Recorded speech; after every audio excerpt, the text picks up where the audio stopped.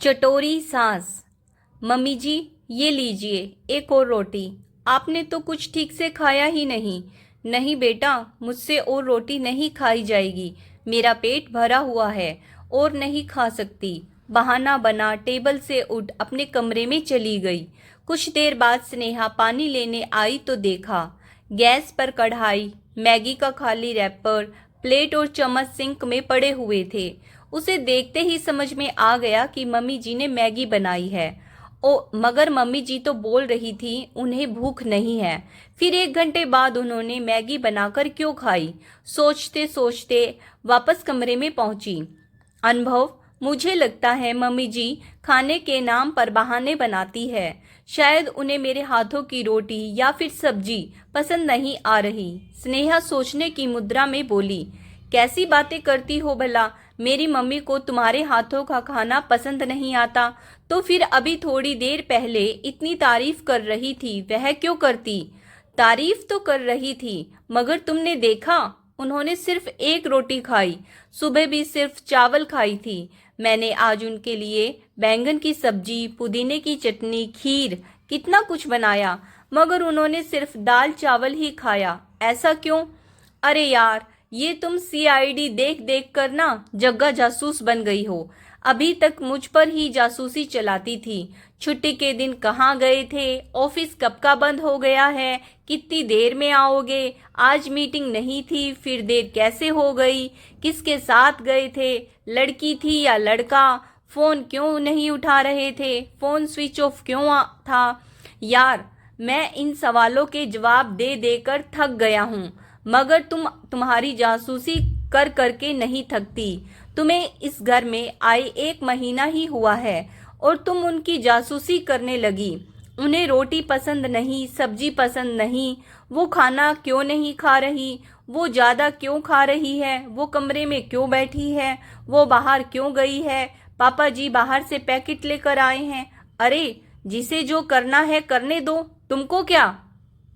अनुभव झुंझलाते हुए बोला, ऐसे कैसे? जिसको जो करना हो करने दो। मैं कोई तुम्हारे यहाँ पढ़ी लिखी फ्री की टैलेंटेड नौकरानी लगी हूँ जो तुम लोग मेरा इस्तेमाल करते हो और मैं चुपचाप रहूँ? ये मेरा भी घर है, मुझे यहाँ सब कुछ देखना, पता रखना पड़ेगा। तुम अकेले घर के मालिक हो जो जाते हो और आते हो, और मैं वो रामू काका हूँ जिसे तुम कुछ नहीं बताओगे। मैं भी इस घर की मालकिन हूँ। मेरा पूरा हक बनता है जानने का, और तुम शादी के बाद अपनी मर्जी नहीं चला सकते। तुम्हारा कुछ मेरे प्रति भी फर्ज बनता है। खुद ही घूमते फिरते रहोगे अपने दोस्तों के साथ, या अपनी पत्नी को भी कहीं घुमाने फिराने ले जाओगे? और तुम अपना तो छोड़ो, मैं तुमसे निपटाना अच्छे से जानती हूँ। पहले तुम मम्मी जी का केस बताओ। क्या वह घर में भी ऐसे ही खाती पीती हैं जब मैं पूरा समय उनसे पूछ पूछ कर खाना बनाती हूँ? मुझे तो लग रहा है कुछ दिन से वह कमज़ोर नज़र आ रही हैं। अगर ऐसा ही चलता रहा तो वह बीमार पड़ जाएगी। मुझे उनकी फिक्र होती है, इसीलिए मैं तुमसे बात कर रही हूँ। और तुम हो कि मुझे जग्गा जासूस बनाकर मुझे बदनाम कर रहे हो। झूठ मूठ के मुंह बनाकर रोने लगी। अनुभव अपना माथा पीटते हुए बोला, अरे भाग्यवान, चुप हो जाओ। गलती हो गई, माफ़ कर दो। आगे से तुम्हें जग्गा जासूस नहीं कहूँगा। और मम्मी जी की अपनी खुराक है। बच्चों की तरह मुंह में ठूस कर जबरदस्ती तो कर नहीं सकते। और तुम क्या यह फालतू की बातें लेकर बैठ गई? कहीं सारी रात इसी तू तू मैं में ना निकल जाए। बात आई गई हो गई, मगर स्नेहा को अभी भी चैन नहीं था। कुछ विचार कर वह सुबह का इंतजार करने लगी। अरे बहू, क्या बात है? आज खाना नहीं बनाई हो? मम्मी जी, आज का खाना आप बनाइए। कुछ दिनों से देख रही हूँ आपको मेरे हाथों का खाना पसंद नहीं आता। अरे बेटा, ऐसी कोई बात नहीं, तुम जो भी बनाती हो मैं खाती तो हूँ। सुमन जी शक पकाते हुए बोली, अगर खाती होती तो कमरे में छुपकर केक, बिस्किट, चॉकलेट नहीं खाती, और देर रात छुप छुप कर मैगी भी ना बनाती। मम्मी जी बस, अब और कोई बहाना ना बनाना, क्योंकि मुझे खाली रैपर कभी बालकनी में तो कभी डस्टबिन में दिखाई पड़ गए हैं। साथ में पापा जी भी पुड़िया में कुछ कुछ सामान लाते हैं। मुझे तो लगता है वह खाने पीने का ही होता है। अपनी बहू की बात सुनते ही सुमन जी नजरें नीचे करके बोली, बहू क्या बताऊं, मेरा दिल पर कोई जोर नहीं चलता। मुझे रोटी सब्जी के अलावा चटर पटर नाश्ता खाने की आदत है।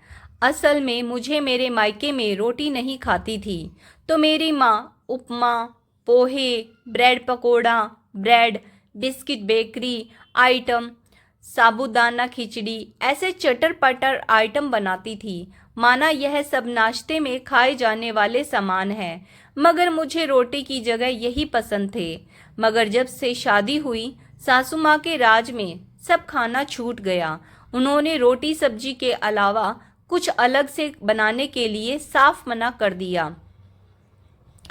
फिर भी मैं बच्चों के बहाने छुप छुप कर कुछ खा लिया करती। उसके बाद तुम्हारे ससुर जी मेरे लिए ब्रेड, बिस्किट, चिप्स अपनी माँ से छुपा कर लाया करते थे। फिर जब से सासू माँ चल बसी, मैं घर में आज़ादी से मन मर्जी का खाती पीती थी। मगर अब अनुभव की शादी के बाद तुम आ गई, तो लगा मेरी आज़ादी फिर से छीन गई। और एक डर और था, कहीं तुम मुझे चटोरी ना समझ लो।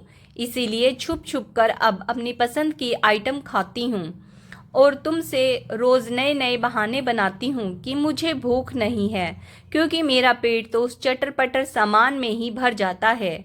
सोचा था ऐसे ही चलता रहेगा, मगर मेरी बहू ने जासूसी कर सब पता कर लिया। सुमन जी थोड़ी दुखी मन से बोली, हाय दैया मम्मी जी, बस इतनी सी बात। आप ये बात पहले कह देती तो आपको मुझको दोनों को ही बहाने ना बनाने पड़ते। मतलब? सुमन जी आश्चर्य से बड़ी आंखें कर बोली, मतलब ये कि मुझे भी कौन सा रोटी बनाना पसंद है। मैं भी तो आदर्श बहू बनने के चक्कर में तरह तरह के व्यंजन बनाने में लगी थी। मगर आप मुझसे पहले ही कह देती तो मुझे भी यह गोल रोटी बनाने से छुटकारा मिल जाता और हम दोनों सास बहू मिलकर यही चटर पटर बनाकर खुश रहते। चलो हम दोनों के लिए उपमा बनाकर लाती हूँ। स्नेहा उठकर खड़ी हुई थी कि ससुर जी राजेंद्र जी बोले, बहू यह तो बड़ी खूब रही कि तुम सास बहू की जोड़ी जम गई, मगर इस बूढ़े ससुर को तो रोटी सब्जी ही भाती है, उसका क्या? लगता है हम बाप बेटे को खुद ही रोटी बनाना सीखना पड़ेगा। पापा जी आप चिंता ना करें, आप और अनुभव के लिए हम पूरा खाना बनाएंगे, मगर अब मम्मी जी को बहाना बनाने की ज़रूरत नहीं। उम्र कोई भी हो, दिल तो बच्चा है जी, और उस दिल पर जोर चलाने से वो दुखने लगेगा जी।